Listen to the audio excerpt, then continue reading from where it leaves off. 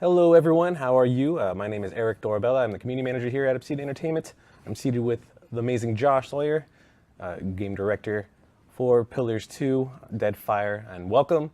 We're here to have a Q&A session with Josh about the game or any other questions you may have. We have collected a bunch of questions from Twitter. If you have any additional questions, please tweet us at World of Eternity, #Deadfire. With your questions for Josh, and we'll try to answer them as best we can. We already compiled a bunch of questions from everyone on Twitter, and we're just going to have Josh go ahead and answer those. And of course, if we have additional more time, we will answer questions from chat. But we only have an hour today with Josh, so let's go ahead and get to it. Welcome. And go back to the Godzilla avatar. Is it, by the way, is it World of Eternity or The World of Eternity? It's at World of Eternity. At World of Eternity. Okay. Cool. All right. I'm going to dive straight into these questions. Hopefully I can answer all of them. Can we get cyan circles for neutral NPCs like in the Infinity Engine games in Deadfire? I certainly think that is possible. I don't think a ton of people have asked for it, but I also don't think it is hard at all. I've seen it as a common thing on the forums as of late, so. Yeah, I know that people lately have been requesting it. I don't think there's anything that would prevent that. I can't say for sure. I don't think it would be hard. So yes, it is certainly possible. When you multi-class in Deadfire, can you select subclasses or is it vanilla classes only? Currently, you're allowed to select a subclass for each class that you have. That's the plan. We're going to see how that plays out. Hopefully it plays well with everything. It should play well with everything. So yeah, you would start as a fighter and you would pick a subclass for your fighter class. Then you would multi-class to rogue and you would pick a subclass for your rogue. Or you would stay with the vanilla class. We are trying to have the subclasses have trade-offs so that they feel like there's actually a choice to taking them. The base class should still be something that is appealing to people and not just the leftover scraps. If you don't, like, well, that's there, but everyone's going to take a subclass. So yes, the plan is to allow you to do that. Will there be companions who don't get along too well with each other? Can that lead to mutually exclusive companions in extreme cases? We're going to be talking in the next few weeks about our revised companion and relationship system.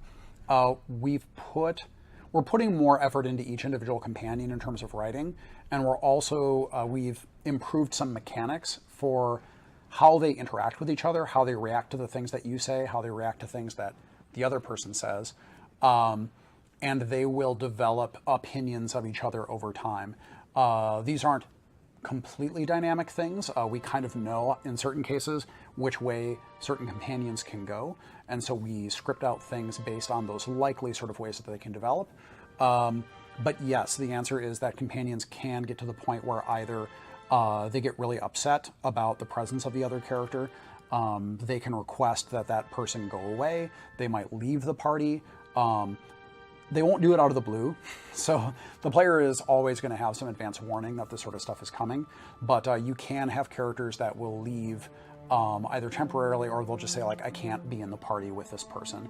So it depends on character to character, like what that reaction is and exactly what they're going to do, but we do want to have that feel more organic and fleshed out. Hopefully that answers that question. One more question. Will Pillars of Eternity story talents, for example, Gift from the Machine, Effigy's Resentment, be retained if we import our save?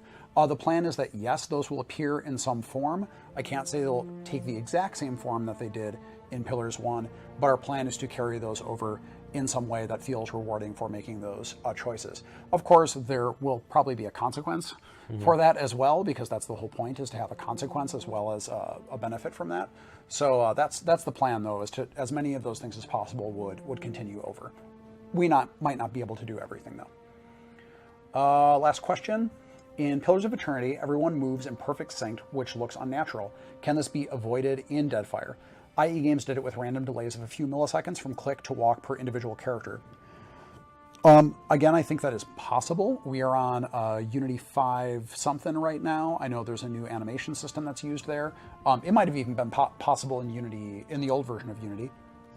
But I know that the new animation system in Unity allows us to do a lot of things we couldn't before, or a lot of things that we could do before have now become easier since making the transition. So again, that's one of those things where I don't think it's ever been a high priority for us, but I think it's something that we could do. All right. moving on. Are there plans to alter the difficulty settings at all? Not the difficulty settings so much. We have talked about how we want to handle scaling. We don't think that the way that we did scaling in the White March, for example, was particularly great. We had to hand script a lot of the scaling stuff. Our thinking is, generally speaking, that people either want scaling or they don't want scaling. And so we're more likely to have something that is procedurally scales things across the board, and we ask the player if they want to opt into it at the beginning of the game.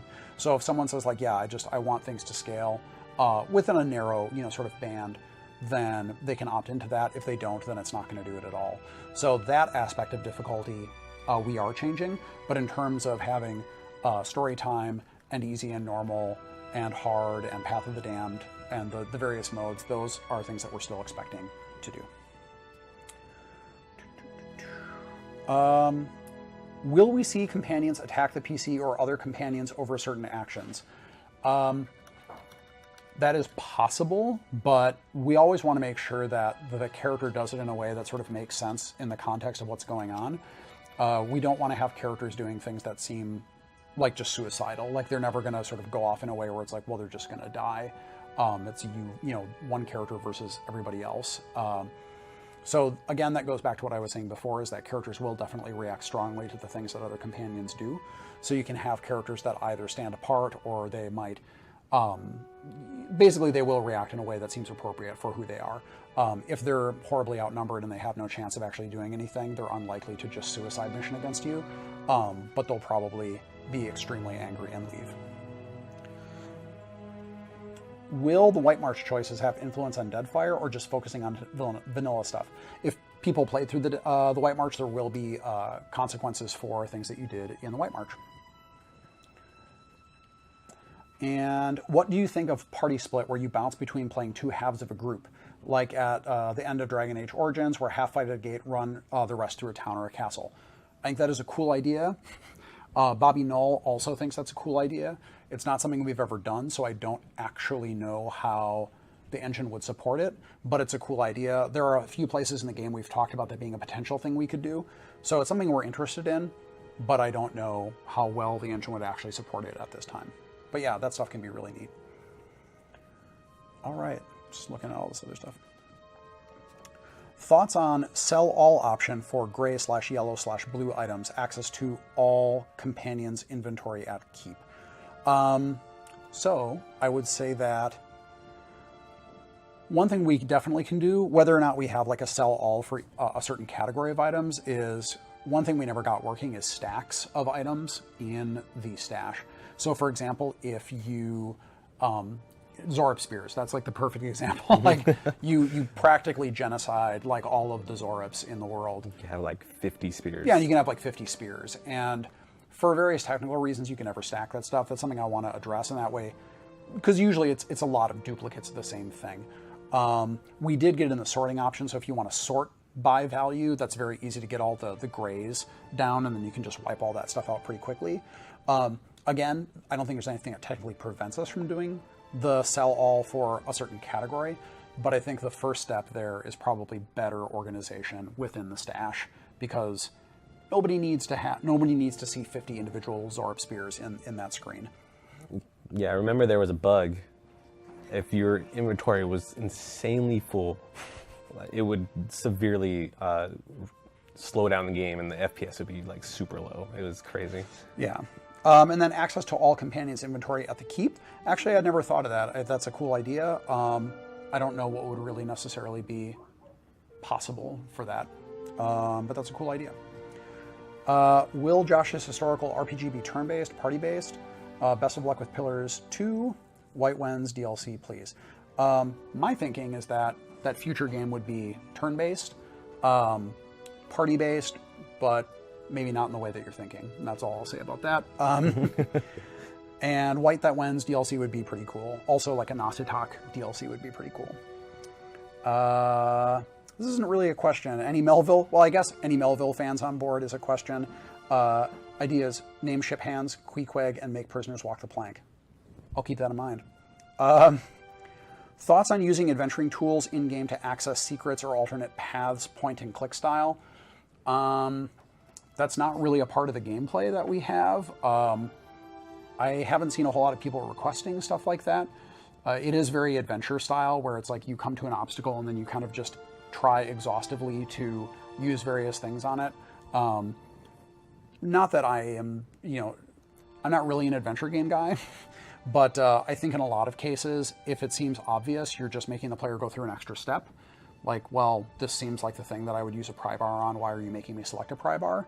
Or it's very esoteric and weird, and the player's kind of guessing what the intended interaction is. So it's not always like that, I know, but that it can lead to circumstances like that. So that's not something we've really talked about doing. Pillars of Eternity cut the mental dungeon and lack the full-on weirdness of Torment. Will Pillars of Eternity 2 make amends? We are trying to do more, I don't want to say necessarily wild, stranger environments, and dealing with directly dealing with more metaphysical things that I guess you could always interpret something as weird or not weird, but we're definitely going to more strange places at least, and dealing with more far-reaching, I guess, metaphysical implications within the setting. I don't know if it will be weird enough for you, but it is definitely getting weirder. One of the new areas that you can see for a few moments in the trailer is one where they're standing on this series of sort of blocks floating out in space. We're going to have a few environments like that that are much stranger than anything you've seen in the original Pillars. And what are your ambitions for companions in Pillars of Eternity 2, Mask of the Betrayer, Degree of Influence? We are putting more individual effort into each companion. We do want them to be much more reactive to what the player does, what other companions do. We also want NPCs to react much more to the things that companions say. So if a companion interjects in a conversation and starts making a big stink, then the NPC will actually acknowledge that, and that might derail things, or it might result in some good things happening. But overall, having the companions feel much more like they're reacting to each other and to the things that NPCs are doing. There's one other thing I was going to mention there. Oh, the companions are also tied more tightly to the critical path. That's something that I think people criticized in the first game, is that some companions felt like they were only very loosely connected to the critical path and the main plot, and so we've tried to make sure that each companion has a very compelling reason for going with the Watcher and for seeing things through to the end.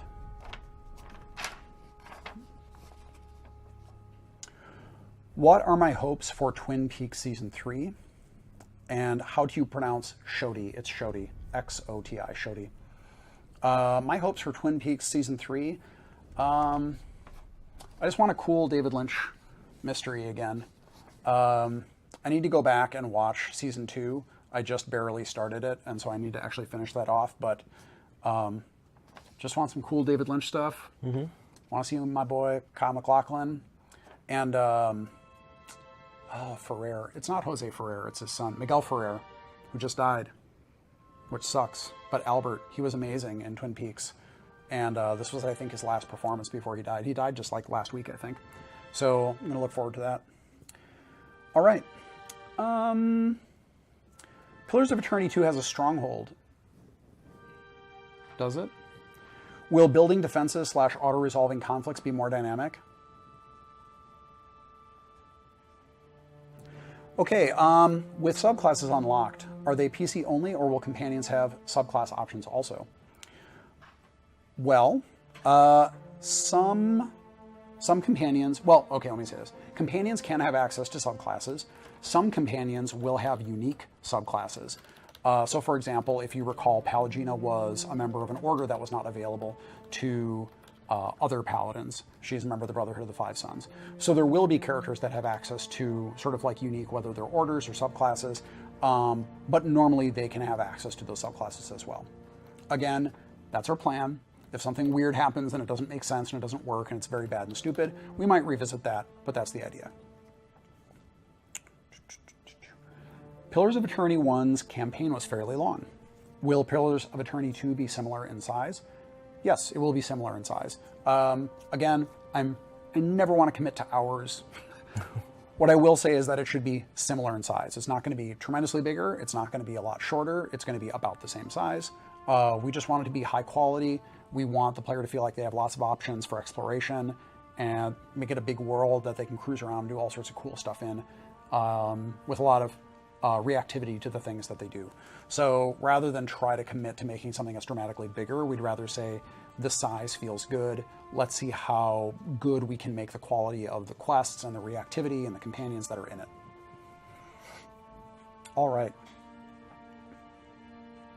Can priests or paladins choose Woodica, Steel Garret, if they took her bargain at the end of Pillars 1? It's a good question.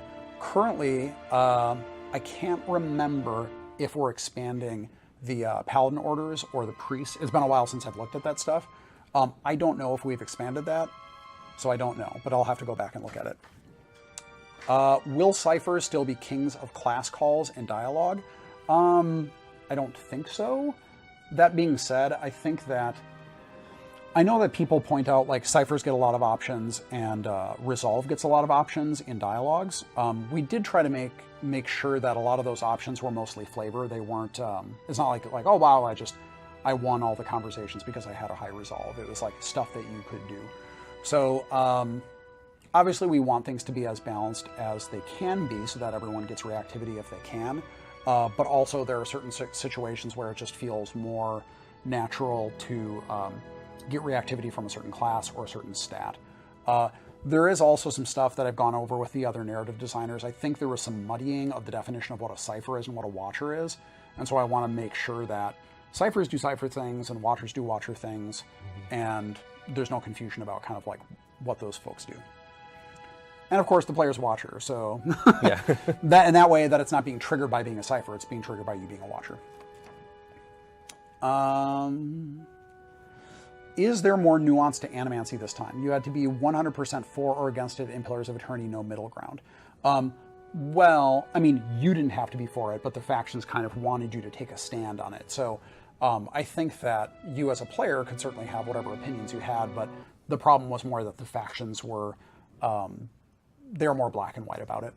I think that so far what we've talked about doing and what we've implemented in the game, animancy is shown in a more nuanced light overall. So I think in Pillars 1, animancers were often like psychos and necromancers and bumbling sort of like... It's a bad stigma. Yeah, they were not good. It was very hard to view... animancers as like, no, I can see the benefits of what they're doing. It was like, no, not really. So we've tried to show more good things that animancers do, while also saying like, also they continue to do a bunch of irresponsible, stupid stuff. So animancy will have a more nuanced and broad representation in terms of how it is in the game. And yeah, there are middle paths that you can take in terms of how you view and sort of like how you view and express your support of or sort of rejection of animancy as an overall field of research and stuff. Are we able to set waypoints for character movement as a way to mitigate pathfinding woes? I think you can already do that, can't you? Sorry, say that again. Are you able to set waypoints for character movement as a way to mitigate pathfinding woes? I know if you're in the pause, you can tell them where you want them to go. I mean, if that's what you're asking. But can't you just shift click them? Yeah. Yeah, you can just shift click them. So, yeah, I think you can already do that unless I'm going insane. So there you go. Will we be able to mod the party size from 5 to 6 characters if we don't care about balance issues? No. The UI is really like designed around that. Well, I mean, actually, I can't say for sure. You might be, who knows what you can do with modding. I wouldn't say that it's impossible to do almost anything. Will it work well? I couldn't tell you. Yeah. It wasn't easy to mod the first game at all, other than changing portraits and sound files. So. Modding a lot of stuff will be easier in Pillars 2. Modding the party size from 5 to 6. It's certainly possible. If you want to do that, that's cool.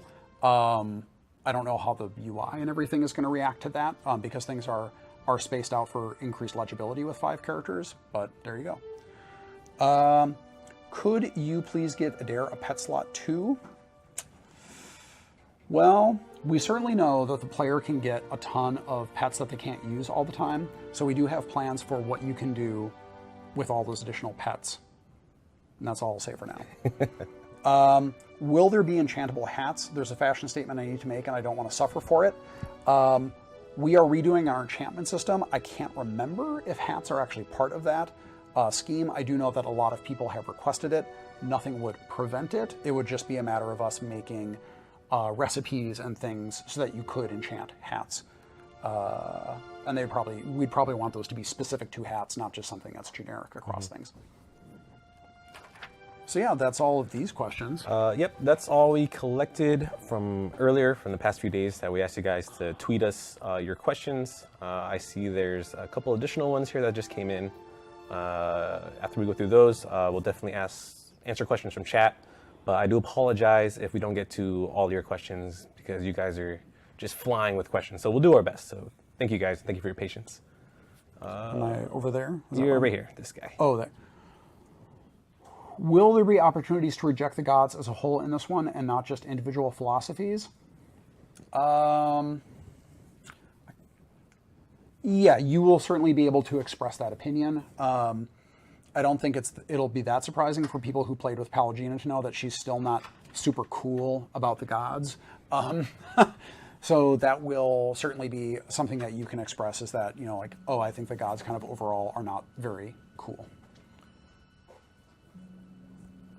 Will there be a different approach to weapon armor rarity, or will the system from PoE 1 stay as it is? I'm not sure exactly what you're asking, but we're probably not going to have the sort of trash drops with the same frequency. So in the first game, we followed a strict what you see is what you get. Sort of like, if you see 50 Zorups with spears and you kill 50 Zorups, you get 50 spears. We're more likely to do something where they randomly drop a spear, or they don't drop a spear, or they do drop a shield, or they don't drop a shield. So that should cut down a lot of the sort of clutter from that stuff. In terms of like the tiering of weapons, meaning like fine, exceptional, superb, and all that, that will likely remain the same. I hope that answers your question, but I'm sorry if it doesn't.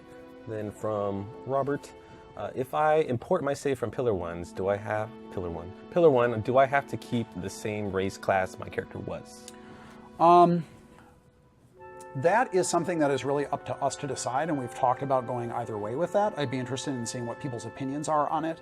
I don't think there's anything that would make it hard for us to change those things. There is a certain amount of continuity where people still understand that you are who you are, and if suddenly you change into something radically different, like your race changes, that's a big deal. I think it feels maybe a little bit better from my perspective if you can change your class but that your race stays the same. That being said, I'd be interested to see what people's thoughts are on that, because I don't really have a super strong opinion on it, and we could do it in a number of ways, I think, with equal ease. So yeah, so please head to the forums at forums.obsidian.net and head to the Pillars of Eternity 2 Deadfire section and let us know what you guys think about that. And then let's see, from Lotus Prime, or is it? Will there be a modding tool just like the original Neverwinter Nights? So the question is, will there be a modding tool like the original Neverwinter Nights for player-created content and modules? No, there's not going to be a modding tool like Neverwinter Nights. Like, the best way to think of Neverwinter Nights is that it was a game built around that tool and that server-client architecture. It was really built primarily for that. And you know, the OC for Neverwinter Nights 1 was relatively small for you know, sort of for a BioWare game, because the focus really was on that tool, and that was one of the main things that you were buying. The way that levels are constructed in Neverwinter Nights 1 and even Neverwinter Nights 2 to a lesser extent is very modular. It's very simple. It's made for people to jump in and do things very quickly. The way that levels are designed in Pillars of Eternity and Deadfire is much more complicated. Everything is sort of custom made and rendered out, and that is a very, at times frustratingly, long and slow process. So one, level making is a lot more complicated. Two, making a tool set to do that. I mean, we're using Unity, and I don't think we can just like give you Unity. What I will say though is that we've opened up a lot of the data formats to make modifying files much easier. for people. Whether or not we release a tool, it will be much, much easier to get at data and change things. That seemed to be something that was a benefit to us and gives people a lot more flexibility in just messing around with stuff and changing things as they see fit. But a full-blown modding tool would be really, really hard and expensive to do. Sorry. That appears to be all the Twitter questions pertaining game design for Josh to answer. So we're going to go ahead and answer questions from you guys from chat. So please begin the questioning. Let's see here. I don't know what that's referring to.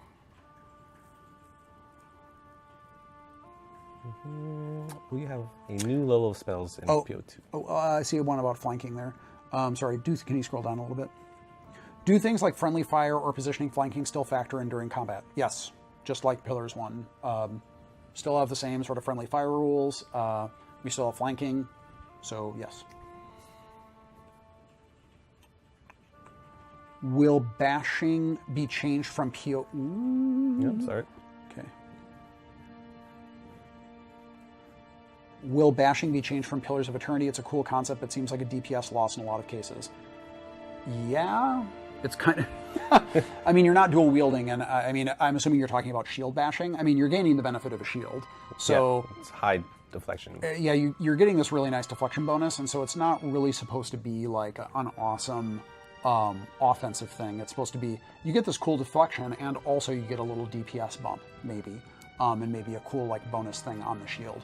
So kind of fundamentally, it's not supposed to be about getting like rock-in DPS.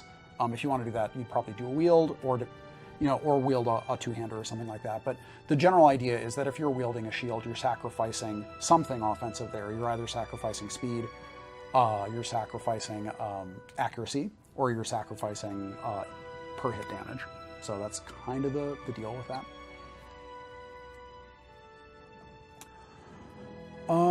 Thoughts on recipes for unique weapons and armor? What are your ambitions for the enchanting system?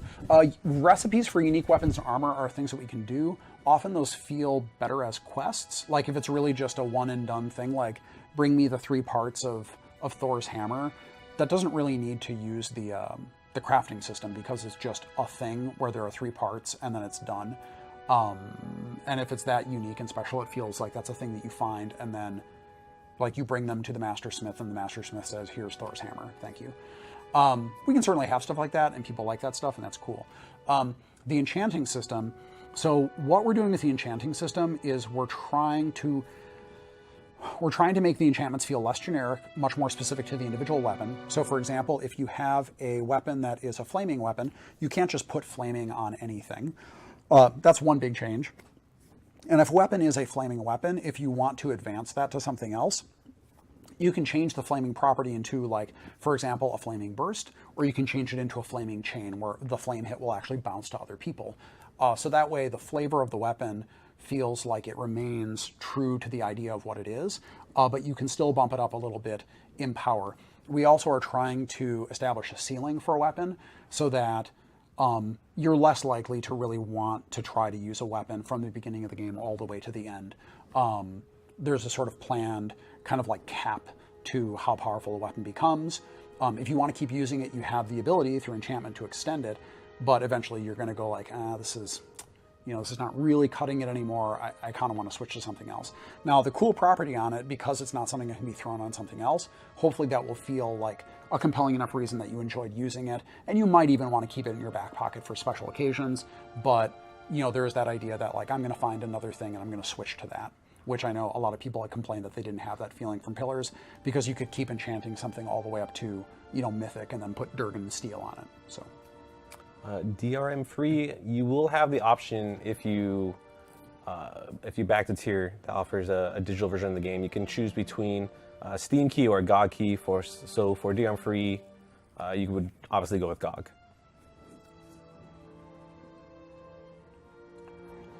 What are you most excited to improve on from Pillars 1? This is a lame answer, but this is true. Like, just everything. Like, there's all sorts of little things that we look at where it's like, this was pretty good, but it could be stronger. Like the companions, like I like the characters, but they could be more in depth. I like the combat, but the combat could be cleaner, it could be paced better, the feedback in combat could be better. So for me, it's less about like, oh, there's just one thing. There is actually one thing that's super cool that we'll be talking about eventually. But other than that one thing, it's generally just about seeing how you guys have responded to everything over the years that we've been making this and releasing patches and releasing expansions, and seeing the things that you guys respond to, looking at how the game plays, what works well and what doesn't, and making changes based on that to improve the game overall.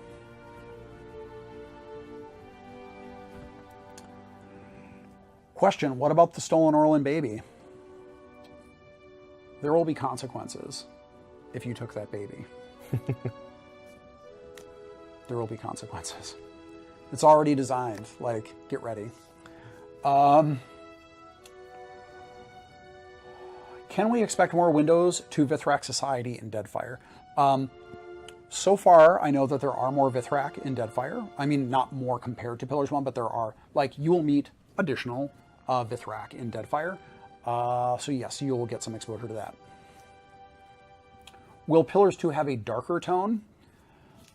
I don't know. I think I don't want to say it's impossible to get darker from, you know, Soulless Baby Plague. That's pretty dark. Yeah. I don't think it's going to be darker. No, I mean, it's not going to suddenly be lighthearted. I mean, the beginning of the game is pretty... It's pretty rough. Yeah, it's pretty gnarly. So I would say it's roughly similar. Question, will the Watcher still be able to read and manipulate souls? Yes, that is what the Watcher does. That is kind of the essential thing that a Watcher does, and that's your core identity in the story, so that will continue moving forward. I really like both Tyranny and Pillars of Eternity, but couldn't help to notice frequent redundancies in the writing. Since these games rely heavily on text, is there an editor working at Obsidian? And if not, do you think it might be important in the future to hire someone to do that work? It's actually less about having someone to do it and more about them having the time to do it. It's also very difficult to do editor work on game text out of context, which might sound strange. So like, if it's hard to edit text in, like if you just go through a bunch of strings, it can be very hard to do proper editing work on that because you don't really understand the context of a lot of things. So a lot of the editing work needs to be done in the context of either a script, which doesn't really work that well for nonlinear narratives, or it needs to be done through the editor, which actually gives you that structure, but it limits who can do it and how the feedback can be given and all of that. Eric Fenstermaker edited a lot of stuff within Pillars 1, but we could always use more time for that. So for us, it's less about having people to do the editing and more about getting the time and the right development environment for them to come in and go through it in a context that is sensible. Because sometimes we'll hand something to someone that they'll look at and get feedback on, and like sometimes it's just dead wrong. Like I remember when Chris Avallone was working on Ulysses for Fallout New Vegas, I was giving him feedback on a character, but the way that I was looking at it was all just a set of lines, and you know, sometimes I was giving feedback that was just way off base because I didn't really understand the context. So that's what I mean about like, it kind of, you need to see it in the right environment.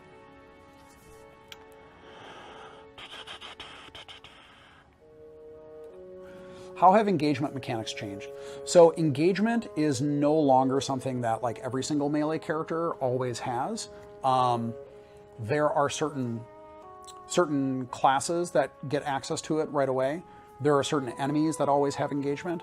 There are also certain weapons that grant bonus engagement just automatically. So a character who doesn't normally have engagement that has an engagement-based weapon, they get a free engagement slot.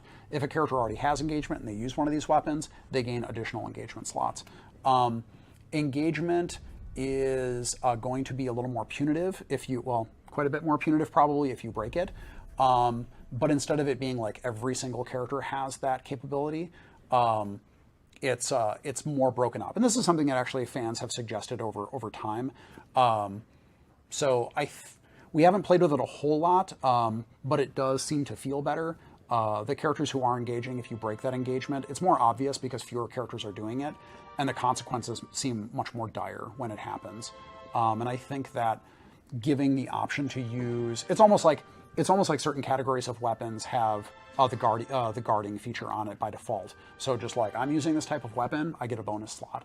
So that if you want to make this like super crazy engagement party, you can do that. The trade-off is like you're not gaining some other bonus that other weapon types would provide. Is dual wielding one-handed pistols a thing in Deadfire? Not only is dual wielding one-handed pistols a thing in Deadfire, you can dual wield wands. You can wield a wand in one hand and a pistol in the other. You could wield a blunderbuss in one hand and a scepter in the other. You can do a lot of crazy stuff. His eyes are getting pretty wide here. So these are all things that you can do. There will be attendant penalties to do it. Some people have asked about reloading. You stuff, basically like you reload the pistols one at a time, and the one that you're not reloading, I believe, goes under the arm while you're reloading the other one, and then you switch it out. So that is a thing. You can actually have your dual wielding guy. You're not necessarily the most accurate character in the world, but there you go. This blew my mind. Will there be more humor than in the first game? Yeah, we're not going to make it a bunch of slapstick crazy stuff, but that is something that we noticed is that, the overall tone of our story is very dark. Most of the humor that we did have was very dry.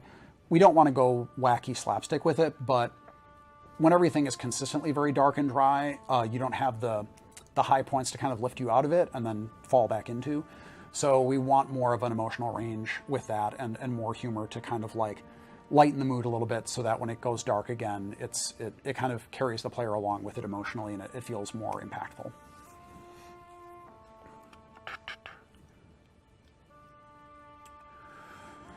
How is Pillars 2 going to handle custom portraits from Pillars 1 imports?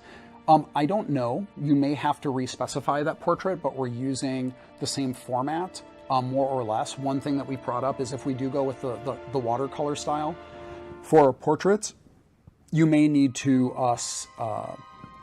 provide an additional portrait for the game to use in those menus. So, which is a smaller portrait. For us, it's like a little, like a sketch with watercolor style over it. So you may have to do that, but otherwise, I believe that the format, like the overall size and dimensions of our portraits are remaining exactly the same.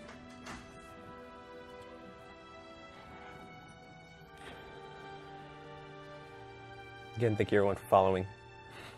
Please be sure to follow the channels for the next time we have more dev streams so you guys can check us out and ask more questions. Can you implement idle animations for wielding pikes, polearms, and staves so characters can hold them vertically and not like short weapons? It's actually interesting you should mention that because I hadn't thought about it, but maybe, now that I think about it. So one thing we implemented that you, I hope, noticed in our trailer is that we have hold animations. It's called hold aloft. So if you have a torch or a lantern, like Shodi has a lantern, she actually holds it up instead of holding it at her side. So she holds it up like this all the time. And there's a flag that says like, hey dude, this is a hold aloft item. So you need to actually hold it vertically, not at your side. So I hadn't thought about that. That's actually a very good idea. The answer is maybe, but I'm just saying that because I just thought of it when you mentioned it. So thanks.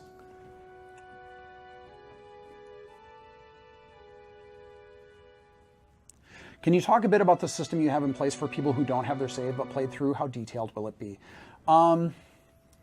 I don't know exactly how detailed it would be because we have an idea of what that system is going to be, and it's a cool idea. But you're right, like we don't want to get into a situation where the player has to spend 20 minutes just specifying states from the first game. Mm-hmm. So there may be something for doing a brief, like a cursory set of selections to go in, and another layer that's optional where you get to define a bunch of smaller conditions before you go into the game. So that if you're coming into for the first time, it's a relatively short process. You get in and there'll be reactivity to that stuff. But if you have a very specific set of states that you want to define, you'll have the ability to do that. So when we get to that point where we're defining all of those things, we'll make a decision on it then, but I don't have an answer now. Sorry.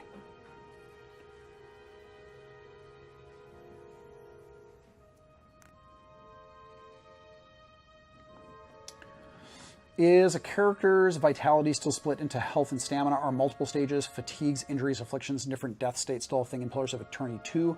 And are those negative status effects only removable / curable by resting? Okay, so right now, what we are experimenting with is a system that uses injuries as the main way of gating players needing to rest. at least in terms of damage taken. So we're not using the health system. We're using just the, well, we now have, whether you want to call it hit points or health, we have essentially what was stamina in the first game. If you get knocked out, you'll get injuries, and injuries are a thing that you want to rest to get rid of. We're keeping all the injuries. Fatigue can be one of those injuries. We're not using, we abandoned the sort of like, time-based fatigue a long time ago. But yeah, the idea is that when you rest, that is how you get rid of those things. You can also get injuries from things like scripted interactions. If you miss a check when you do a jump or something like that, you can hurt your knee or your elbow or your shoulder, things like that. So all that stuff is still in place. We're experimenting with a healthless system using injuries primarily as the gating mechanism for it. Personally, I really liked the health mechanic. A lot of people found it confusing. We tried various ways of communicating it. I think that injuries do a pretty good job, and so I'd like to experiment at least with using injuries as the primary means for driving resting. Yeah, but we'll see. Because, like I said, I was the person who proposed and pushed for that mechanic, but I also don't want a bunch of people to not really understand what the hell is going on. Will attribute design remain the same, or are you changing them? Our current plan is to pretty much leave them the same. We're pretty happy with where they wound up after all of our patches. Yeah, there are no current plans to change that stuff. One thing that might change is because our interrupt and concentration mechanics have changed, how perception and resolve tie into those may change, but that would probably be the only thing. Question, does Pillars of Eternity have combo abilities like Tyranny? No, it doesn't. Our characters are not quite so kind of like purpose-built as Tyranny's characters, and so combos are not really a focus for us. I think those combo abilities are cool in Tyranny, but that's not really a focus for Pillars. Yeah, chat's flying really fast right now, so sorry guys, we're trying our best to get all the questions answered. Have you ever considered starting at a higher level than 1? Baldur's Gate 2 benefited significantly from this, since some classes were not super great to play at levels in D&D. Are you sufficiently satisfied with the low-level gameplay in Pillars? I will say, and I hope this isn't too controversial, that I think the low-level gameplay in Pillars is less chaotic and more reliable than it was in, for example, Baldur's Gate or even Icewind Dale. I think the bigger issue is that characters in the Pillars system, whether Pillars 1 or Deadfire, are much more complicated in many ways and have a lot more active abilities than most characters in Baldur's Gate 2, or 2nd edition D&D, let's say. So if you make a 2nd edition D&D fighter or paladin, at 7th level, 8th level, 9th level, other than proficiencies, you're not really picking that much stuff, and the player doesn't have to learn how to use a bunch of things. Early on, I did think about, like, well, what if the player could start at, like, 3rd level or something? I don't know if there's really that much to be gained by it, and certainly, again, you're saying, like, please learn X number of levels worth of abilities immediately and pick them without really knowing what they do. Now, I understand that Baldur's Gate 2 does have that same problem with casters. That is a subset of characters, and I think it can be avoided. Also, I think that we have a nice, because of our restructuring of the classes, I think a lot of people will, it's not the same as Pillars 1. Like, the system is different. We have subclasses and multi-classes and all these things. And so I'd rather have the player, like, learn how that system works before they're forced to make a bunch of choices that they don't really understand.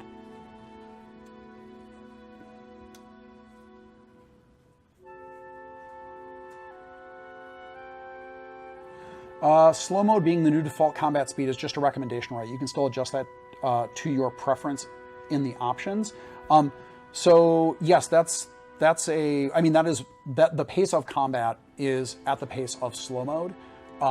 You have the ability to put combat into fast mode, and we'll probably just replace the slow toggle with a fast toggle. You might say, like, well, why are you doing it at all? Well, the difference is, instead of having 3 modes, we have 2 modes. And it can just be a pure toggle. Instead of, there's a slow mode, there's a fast mode, and there's a normal mode. And since most people seem to wind up playing combat in slow mode, it made more sense to make that the default, and then allow people to opt into fast. If a combat seems super simple, you can just say, like, yeah, just go to town, tear everything up, go fast. So yeah, but it means that there's not this weird, because we had a bunch of weird sort of switching between state things where it could get confusing. Whereas now it'll be a single, like, do you want to go fast or normal?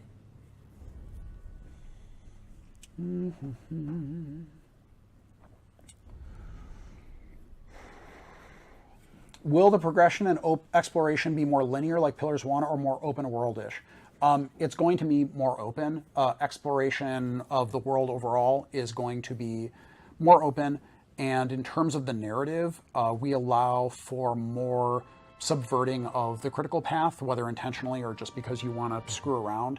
And so we're actually putting a lot of effort into allowing the player to do what they want in terms of progressing through the critical path.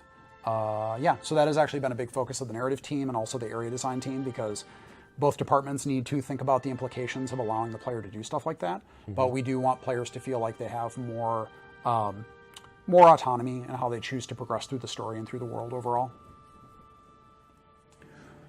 Will Pillars 2 use the highlighted text snippets introduced in Tyranny, the thing where you read up on the lore while in dialogue? Yes, we will. So we'll use that both for reactions to things, which is what, by the way, that's one of my favorite features from Tyranny. We'll use it both for reactions to choices you've made, and we'll also use it for lore things, including everyone's favorite thing, constructed language terms. So if you see something that says per complanca, if you highlight it, it'll say, like, by the way, this is Valian for, for mercy, which means, like, give me a break. So it'll explain those little tidbits when you need a reminder of what an individual term or phrase means. If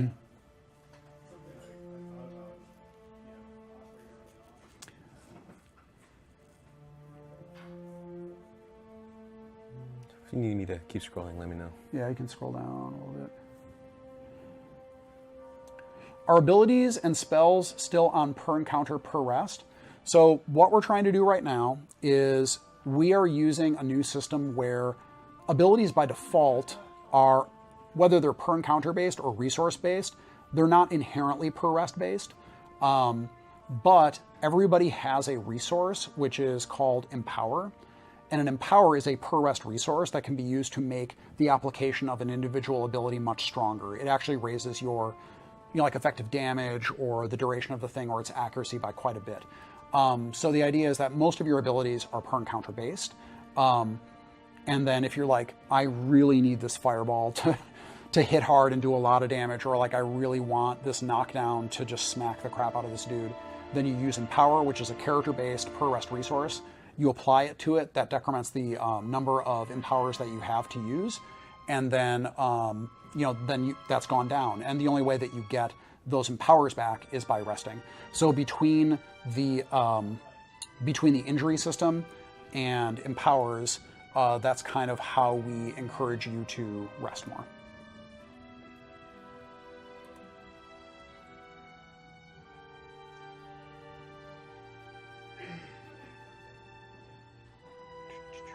Can you scroll down? Mm-hmm.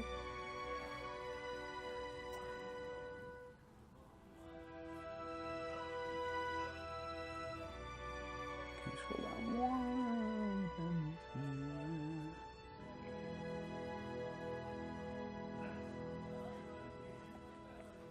Will the visions, by using the soul communication thing and having visions of your past life, be more elaborate than pure dialogue?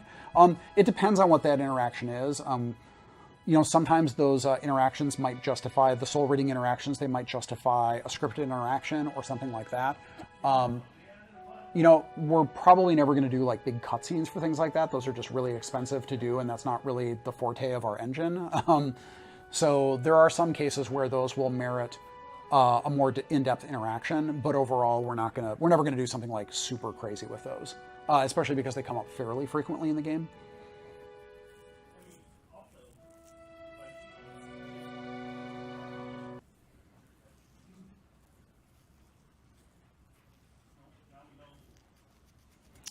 Could you talk about how you're handling factions this time around? Yes, so we've really thought out very heavily how factions are introduced, where you meet each of those factions and encounter them, when you are asked by factions to do things for them that might impact your relationship with other factions. I think we're going to be doing a much better job of communicating to players when working for a faction is starting to make other factions irritated, so that you're not surprised when suddenly some content gets cut off.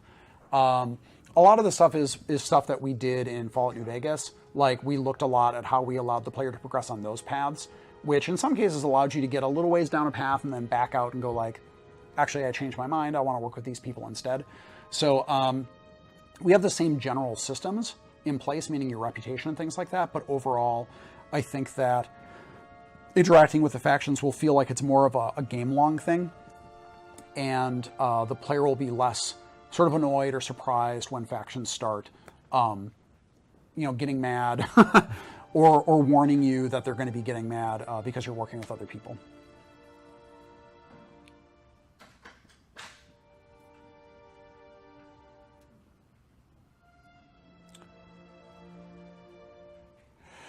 Are you reworking the weapon-specific traits in Pillars of Eternity 2? Things like axes doing higher crit damage, etc. I always found quite a few weird, hatchets being defensive, for example. We are changing some of them. Yeah, I think I need to go over like the weapon stuff in like more detail, but yeah, we're going to be changing a lot of stuff like that. So, geez, this could go on for a while, so I'll try to be brief about it, but all the weapons will have like their sort of inherent properties, and maybe something like hatchets might change or it might stay the same. And that's sort of their natural, like, this is just a part of the weapon. Anyone who uses it, they get these bonuses and properties. However, the other thing we're doing is we're putting modal properties on the weapons, and instead of having weapon-focused groups, characters have proficiencies. So if you loved proficiencies in the Infinity Engine games, they're coming back. So what that means is, like, if you are using a hunting bow, you're always going to get whatever sort of inherent bonus the hunting bow has. But then if you take proficiency in the hunting bow, you'll be able to modally enable rapid shot with the hunting bow. So every weapon has some sort of a modal trade-off like this that you can use. It does increase your accuracy because that just kind of becomes the no-brainer thing to do. It's more about, I want to use this optional thing, so I have some cool adjustment that I can make through this weapon. In the process of doing that, we may be revisiting some of the base properties of weapons just so they either make more sense or they work better in the lineup. With hatchets, it was something where there was a lot of overlap, like with small weapons and other things. And it was like, well, what can we give to the hatchet that feels like it is a cool and unique thing? And it was a defensive bonus. Will there be numerous idle animations for each companion? For example, Adarina's pipe. I can't say there will be numerous idle animations for each companion, but we are trying to make unique idle animations and fidgets for each companion. So Aloth has one. If you observe, he does his like little hand folding thing. He has a fidget where he takes out his book and looks through it and then closes it and puts it away. Adair has his pipe, and so on. So we want each character to have those. It gives them a lot of personality in the world, which we think is very cool. I don't know how many we're going to make of them, but they'll all have them.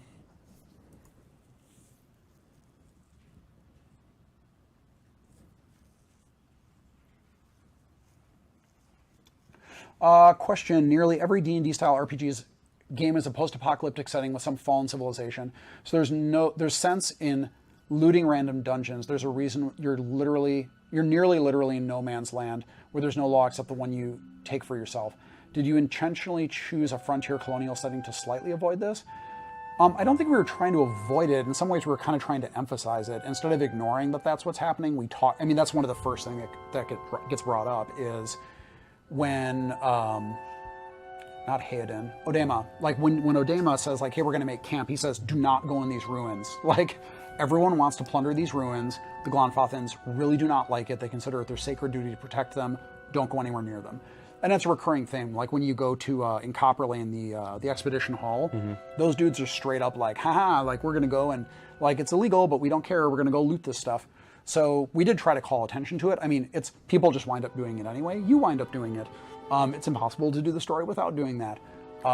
So that being said, being in a frontier sort of setting means that things tend to be a little less lawful and a little harder to control and monitor. So that kind of helps. Although, not to get too historical, but medievally, it was impossible to enforce laws overall. People got away with literal murder all the time. So, because what are you going to do about it? Yeah, there's no CSI back then. Yeah.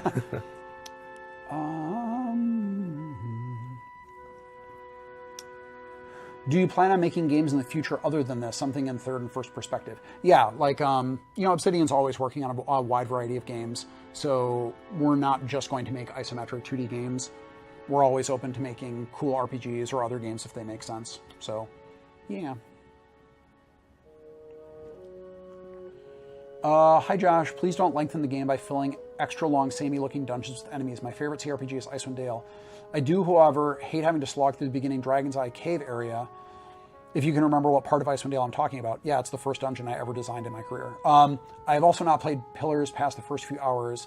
Sorry if I sound preachy. Yeah, I mean, we're trying to overall have fewer combat encounters. We did thin out a lot of areas in patch 3, I think. Maybe it was 3.1 or 3.2. But yeah, we're trying to avoid having a lot of combat slogs. So, yep.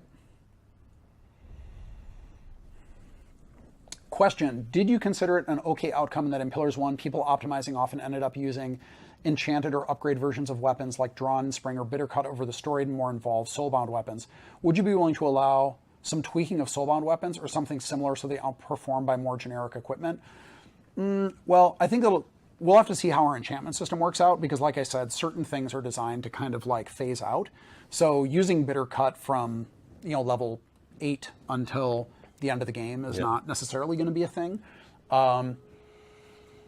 I guess the thing is, like, the whole point of Soulbounds is supposed to be that there are specific cool things that unlock based on your class or things like that, or the cool story for them. The unique weapons, it's hard to say. Like, you want the unique weapons to be unique, and if Soulbounds are the only thing that are really worthwhile, then why even have the uniques? It's kind of a hard thing to do. Like, ideally, we want people to find utility and value in both of those things.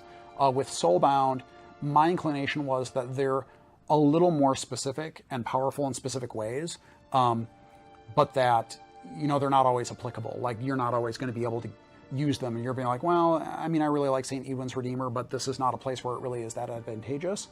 So you're more likely to use a normal unique. But I think it's a difficult balancing act there. All right, probably have time for one more question. Okay. So actually, I'll do two. One really quickly. How's multiclassing going to work? Second ed style, where you pick a fighter wizard type split and level that up from the start, or more like third edition, where you start one class and take levels in another. I'm doing an update on this tomorrow. I'd be interested to hear, though, because I've seen some people online talking about that some people don't like the idea of third edition style multiclassing, and that they'd be totally happy with a second edition style multiclassing, more broad, but like saying, I want to be a fighter druid. Like, at first level you say that, and that's just how you progress. So I'm doing an update tomorrow on what our current plan is, which is more like third edition style. Very interested to see what people think about it. I'm fairly neutral on it. I could go either way with it. I think there are pros and cons to it, so I'd be interested in what people say. And there was one other one, you can scroll up. Will you reuse PoE 1 low level spells for PoE 2 or what? How will that work? I'm not sure exactly what your question is, but I've seen it a zillion times now. Yeah. A lot of the spells in Pillars 1 are coming back in Pillars 2. Some of them are going away if they felt like they were crappy or they're redundant now. We'll get rid of ones that don't make sense. We'll improve ones if we can. But you're going to see a lot of abilities that were in Pillars 1 coming back, either in the same form, an improved form. Some of them that were stinky, we're just going to get rid of and replace them with new cool stuff. So I hope that works for you guys. Okay. Well, thank you very much, Josh, for taking time out of your busy day to answer questions from chat and Twitter. Thank you guys for hanging out with us.